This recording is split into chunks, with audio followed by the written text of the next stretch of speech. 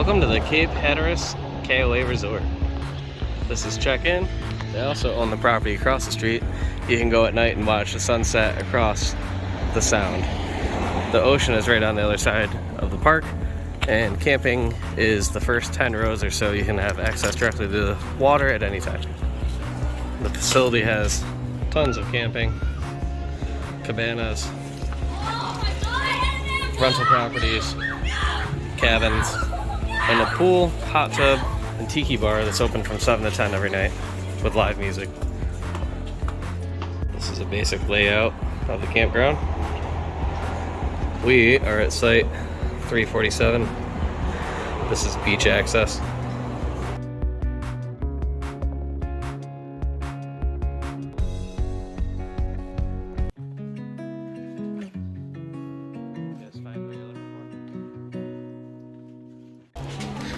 Laundry, game room. Go in here first. Check, see if our laundry's done, which it is.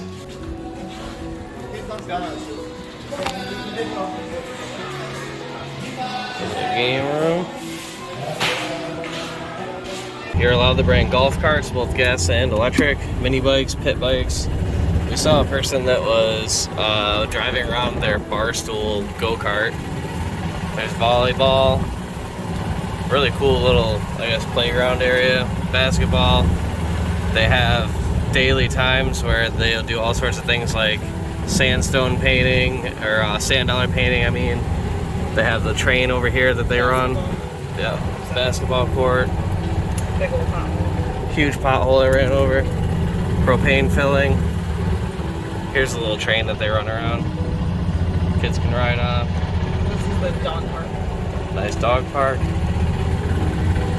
There's sites that have like little patios that are made of concrete. Ours does not have that. It's one of those blob things.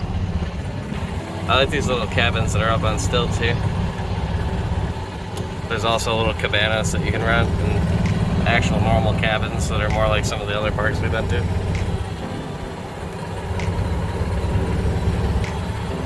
Coming up on the beach, this is our campsite. There's Coda playing on his phone.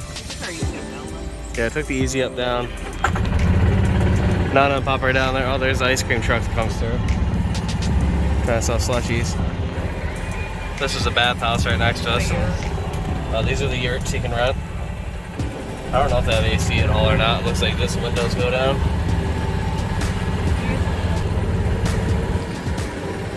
A lot of people, a lot of golf carts. It looks like just about everybody brings either a moped or a golf cart with them.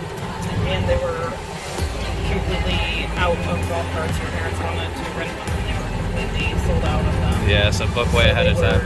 They were giving them names of other companies that rent them in the area, but I will warn you that if you're going to rent them from those companies, they are kind of crazy. Yep. Like, they said it was more expensive than their car rental. This is one beach access. I'm going to walk you up the pier on the other one real quick because there's golf cart parking. There's a bathhouse with showers right next to the beach. Handicap access is the other walk onto the beach. This one's not so much. I'll be right back. So we are 5 rows back this time. We stayed here a total of 6 rows back. We've been here 10 days over the last couple years here. So we have a pretty good idea of what's going on here now. Probably come back at some point. Even though this is one of the more expensive KOAs compared to a vacation rental in this area, it's cheap.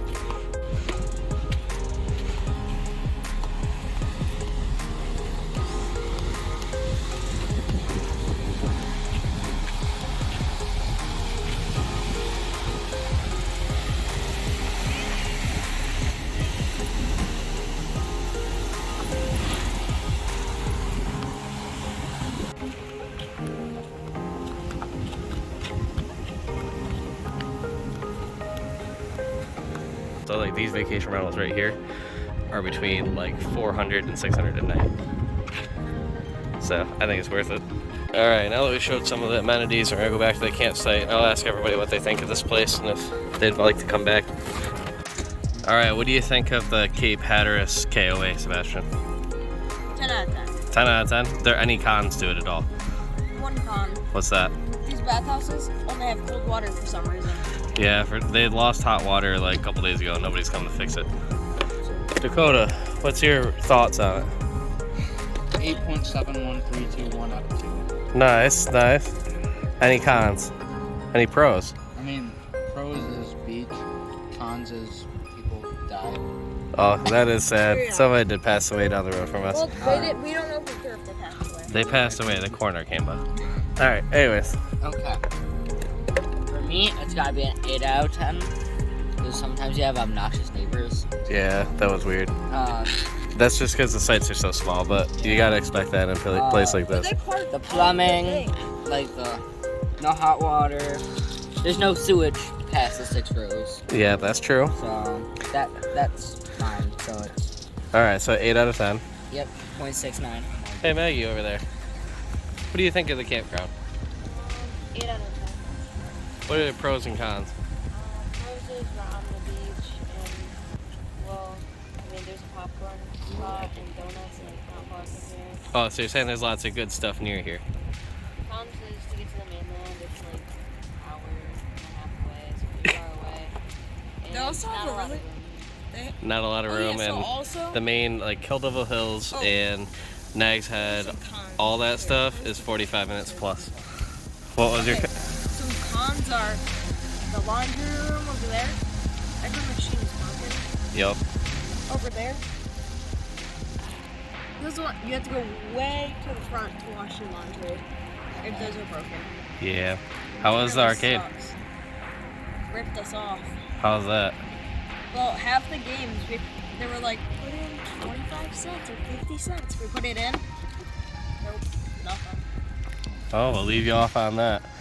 And I'm going to give you my thoughts real quick. So I'm going to give you 3 pros and 3 cons. The 3 pros are that even though they're saying there's not a lot of room, we've been in campsites that are even less room than this, that are even more sardines. So I think it's actually not that bad for being in a fancy area. The next pro is that obviously you have the beach like right over there. And you can go anytime you want. You have campfires on the beach, you do whatever. You can hunt crabs. Hunt crabs. Atreus, one of his cons. The third pro is also the con, which is that it is really expensive for a campsite, but the pro is that it's way cheaper than a vacation rental. Vacation rentals in this area run from like $400 to like $2,800 a night. So And if you consider the location, like how close to the beach you actually are, and the fact that there's a pool and a hot tub, stuff for kids to do, activities, the values. yeah, the value's there for pool, hot tub yeah, activities. But another, is it pro or con? Well, you tell Pro. me. Pro is good, con is bad. So another pro Yeah. is they have special events like karaoke night. Oh my god! We have to get that plane that just flew away and hit him in the head. And they have like you can go hunt for like ghost crabs and stuff. Yes, they They have stuff every day. Alright, so now my 3 cons, which are, the con is that it is $200 a night, I think, at least, on a lot of these premium sites. The next biggest con is that, I don't know if it's actually true or if they just say this, because I can't imagine every campground is this way, but they say that because we're so close to the ocean, there's no way to have septic for any of these campsites that they're charging $200 a night for. So you have to pay them $20 per tank to empty out your black or gray, but if you don't know about that, you show up here last minute, they told them that they cannot dump up at the dump up front because that's only if we're on your way out, and they wanted to charge them $40 per tank.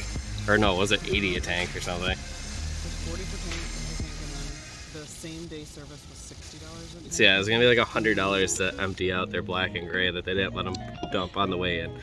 Well, they would have let them dump it on the way in. They didn't know. Your parents didn't know they were supposed to dump it on the way in. But if you know, you dump it on your way in, and then you can avoid that. Yes. Although if you dump on your way in, but you have a lot of people, like we have a lot of people in our camper, and we're making all the boys go use the bathhouse for the most part, unless it's an emergency. We still did dishes and managed to fill our gray, so they Within still like had 5 to days. come. Yeah, we still had to pay for at least the gray. Yeah, you could have, I guess, put all of your leveling jacks up and drove up there and done it yourself and then come back, but That's just way too much work to Hey, do look in at- the middle of your Okay, so camping. here's another pro. They have a snow cone machine.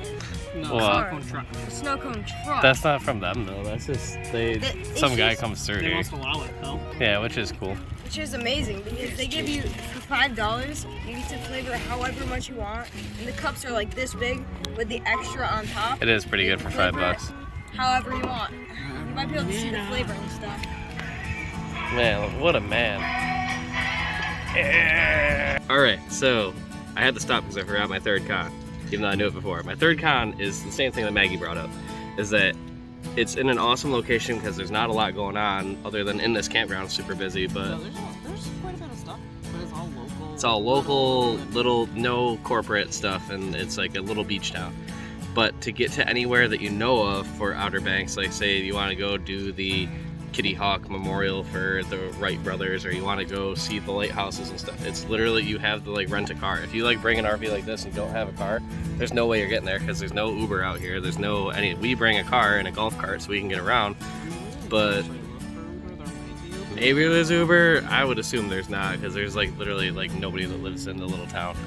And at this point, if you want to go do anything, it's literally an hour and a half there and back in any direction to do anything.